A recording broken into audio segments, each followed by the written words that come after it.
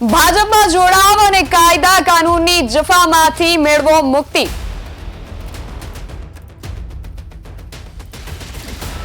શું ભારતના બંધારણમાં રાજકારણીઓ માટે કોઈ અલગ નિયમ છે?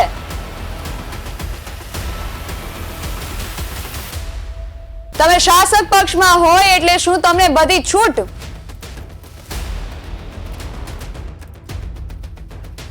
રાજકારણીઓનો હેતુ સમાજ સેવાનો છે કે સ્વયં સેવાનો?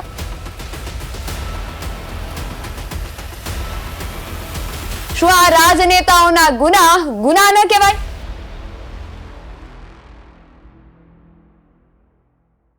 ગુજરાતમાં હાલ ભારતીય જનતા પાર્ટીની સરકાર છે અને તમારે જો કાયદા કાનૂનની જંગાલમાંથી બચવું હોય તો તમે ભાજપમાં જોડાઈ જાઓ, કારણ કે એવું લાગી રહ્યું છે કે ભાજપના કાર્યકર્તાઓ, નેતાઓ આ બધાને જાણે કોઈ નિયમ તો લાગુ પડતા જ નથી। નમસ્કાર, સ્વાગત છે તમારું BSN TV ન્યૂઝમાં। હું છું આપની સાથે નિધિ ગઢવી।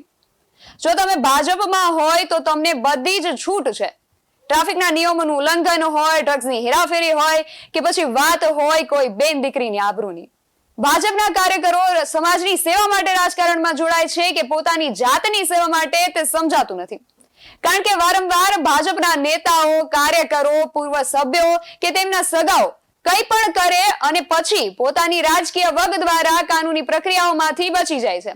હું આ બધી વાત જે કરી રહી છું તેની પાછળ એક કારણ છે। શું છે આ કારણો જોઈએ આ અહેવાલમાં। ગત દિવસોમાં અમુક એવા કિસ્સાઓ બન્યા છે જેના કારણે ભાજપીઓ માટે કંઈક અલગ કાયદા કાનૂન હોય તેવું લાગી રહ્યું છે। જોઈએ શું છે આ કિસ્સાઓ।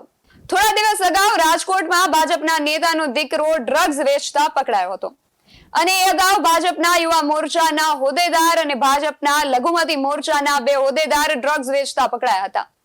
આ લોકોના ફોટા ગુજરાતના ગૃહમંત્રી હર્ષ સંઘવી સાથે પણ જોવા મળ્યા છે। આમ જોતા લાગી રહ્યું છે કે આખા ગુજરાતમાં ડ્રગ્સ વેચવાનું ટેન્ડર ભાજપના નેતાઓએ લઈ લીધું છે અને બીજી બાજુ કોઈને છોડવામાં નહીં આવે તેવી વાતો કરીને જાણે હર્ષ સંઘવી ગુજરાતના લોકોની આંખોમાં ધૂળ નાખી રહ્યા છે। આટલું જ નહીં, પરંતુ પોલીસ પર પણ દબાણ કરવામાં આવ્યું હતું કે વિકાસ આહિર ઉપર માફિયા ગેમની કલમ લગાડવામાં ન આવે। દર્શક મિત્રો, કોઈ પણ વ્યક્તિ હિંસાના ઉપયોગથી એટલે કે બળજબરીથી, ધાક ધમકીથી, અન્ય કોઈ ગેરકાયદેસર માધ્યમ દ્વારા અપહરણ કરે, લૂંટ કરે, ખંડણી ઉઘરાવે, સોપારી આપે, સાયબર ક્રાઇમના ગુનાઓ કરે, ડ્રગ્સના ગુનાઓ કરે કે હથિયારોના ગુનાઓ કરે તો તે વ્યક્તિ માફિયા ગેંગનો સભ્ય છે તેમ ગણાશે એવું કાયદામાં લખાયેલું છે। આ વિકાસ આહિર ઉપર સરકારી અધિકારીને મારવા સહિત અનેક આવા ગુનાઓ નોંધાયેલા છે અને વધુમાં વ્યક્તિને સાયબર ક્રાઇમના એક ગુનામાં કોર્ટ તરફથી સજા પણ ફટકારવામાં આવી છે। તો પછી આ વ્યક્તિ પર માફિયા ગેંગની કલમો કેમ નથી લગાવવામાં આવતી? ભાજપના સત્તાધીશો કેમ આ અંગે કોઈ ખુલાસો નથી કરતા? આ તો વાત થઈ ડ્રગ્સની, પરંતુ ભાજપના નેતાઓને ટ્રાફિકના નિયમોનું પાલન કરવું પણ ગમતું નથી।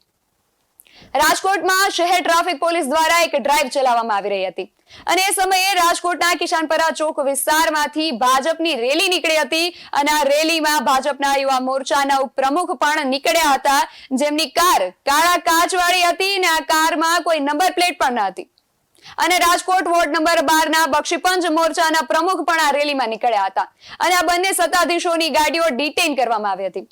આના કારણે ઉકળી ગયેલા ભાજપના નેતાઓ સહિત અન્ય નેતાઓ પોલીસ સાથે રકઝક કરવા દોડી ગયા હતા, પરંતુ અહીંયા રાજકોટ પોલીસની સરાહનીય કામગીરી સામે આવી હતી। ભાજપના નેતાઓનો કાફલો જમા થઈ ગયો હોવા છતાં ડીસીપી પૂજા યાદવ અને એસીપી જયવીર ગઢવીએ તેમની ફરજ મુજબ આ નિયમોનું ઉલ્લંઘન કરતા રાજનેતાઓને કાયદાનો પાઠ ભણાવ્યો હતો અને તેમની ગાડીઓ ડિટેઇન કરી હતી। આ વિશે વધુ વિગત જાણીએ અમારા રિપોર્ટર સાહિલ સપ્પા પાસેથી। ગઈકાલે સાંજના સમયે જ્યારે રાજકોટના કિશનપરા ચોક ખાતે પોલીસની ડ્રાઈવ રાખવામાં આવી હતી, સમગ્ર શહેરભરમાં રાજકોટ ટ્રાફિક પોલીસ દ્વારા ડ્રાઈવ રાખવામાં આવી હતી, ત્યારે એક ડ્રાઈવ રાજકોટના આ કિશનપરા ચોકના દ્રશ્યો છે કે જ્યાં પોલીસની એક ડ્રાઈવ ચાલુ હતી। ત્યારે ગઈકાલના સાંજના સમયે જ્યારે આ ટ્રાફિક ડ્રાઈવ ચાલુ હતી ત્યારે ભાજપની જે 3 ગાડીઓ છે તે અહીંયાથી નીકળી હતી, નંબર પ્લેટ પણ નહોતી અને કાળા કાચ હતા।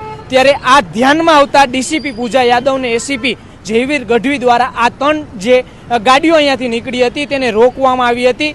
રોકતા જ છે તે ભાજપના કાર્યકર્તાઓ સાથે ડીસીપી તેમજ એસીપી સાથે ભાજપના કાર્યકર્તાઓની બોલાચાલી થઈ હતી। આ બોલાચાલી બાદ ડીસીપી દ્વારા 3 ગાડીઓ છે તે ડિટેન કરી દેવામાં આવી હતી। ડિટેન કરતાની સાથે જ છે તે ભાજપના જે એક ધારાસભ્યએ જે રીતના ભલામણ કરી હોય ત્યારે એવું પણ સામે વાતોએ જોર પકડ્યું હતું ને સામે આવ્યું હતું. ત્યારે આજરોજ તેઓએ પણ સ્પષ્ટતા કરી છે કે અમે કાયદાકીય માર્ગદર્શન માંગવા માટે ફોન કર્યો હતો, નહીં કે ભલામણ કરવા માટે.